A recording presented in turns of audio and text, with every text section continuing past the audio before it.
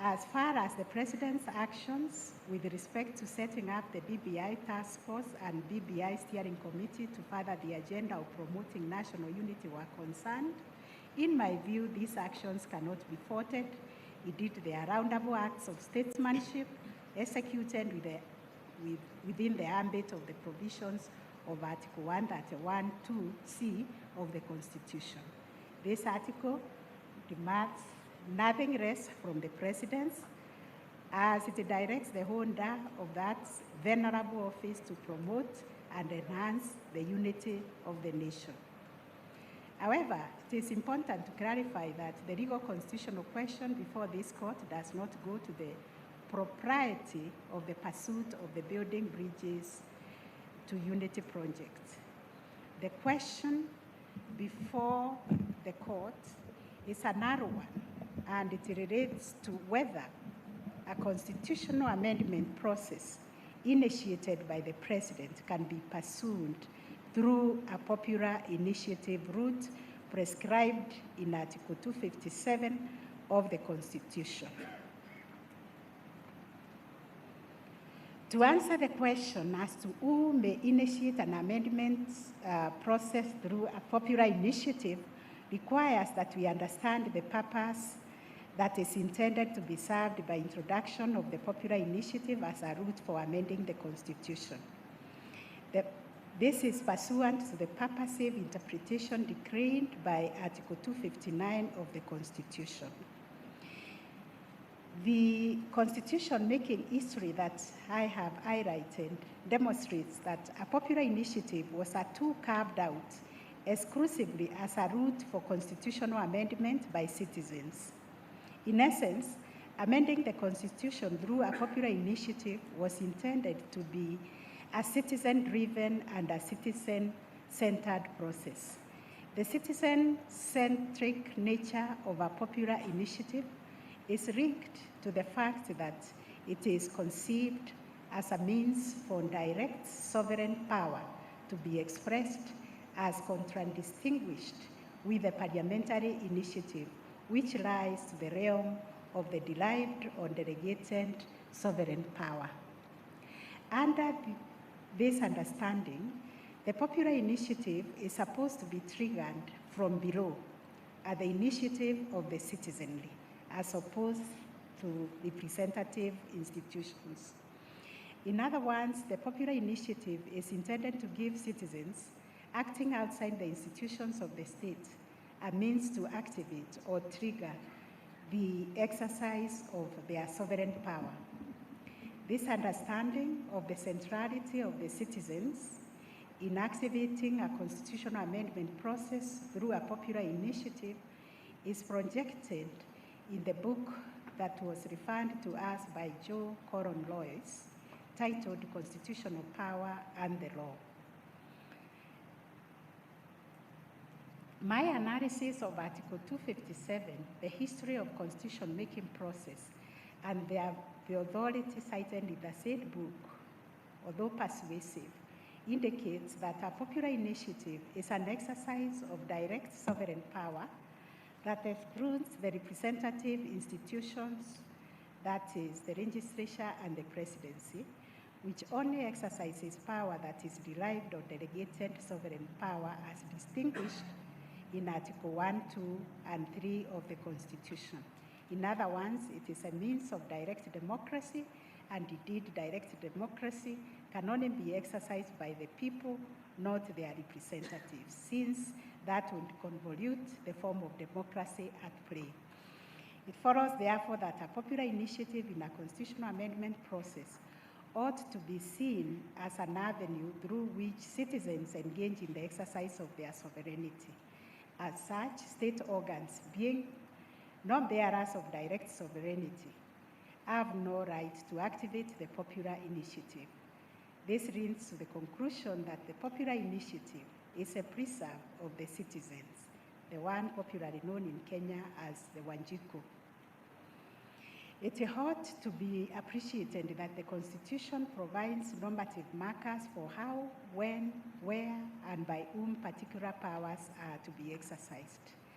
Article 257 delineates who has the power to undertake what duty or obligation as a right to undertake specific measures with respect to the constitutional amendment process.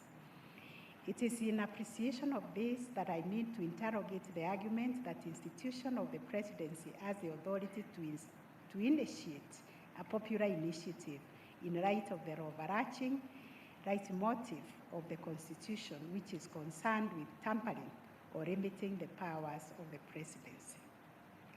In its architecture and design, the Constitution strives to provide explicit power to the institution of the presidency and at the same time limit the exercise of that power.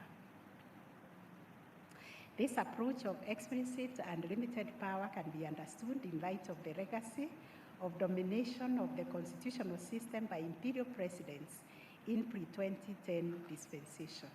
As a result, Chapter 9 of the Constitution lays out in great detail the powers and the authority of the President and how such power is to be exercised. Another reason that supports the finding that the President was not envisaged as an initiator of a popular initiative is the role of the President with respect to entrenched matters listed in Article 255(1) of the Constitution, Article 256(5) as read with Article 257(10) of the Constitution, which grants the President a law that can be typified as serving as the guardian of the amendment process. In that, where a constitutional amendment bill is presented for assent, the President has the obligation of reviewing the bill and referring the bill to undergo a referendum process where it involves matters listed in Article 255 of the Constitution. Such a guardianship role over the amendment process ought not to be undertaken by the prayer in the amendment process.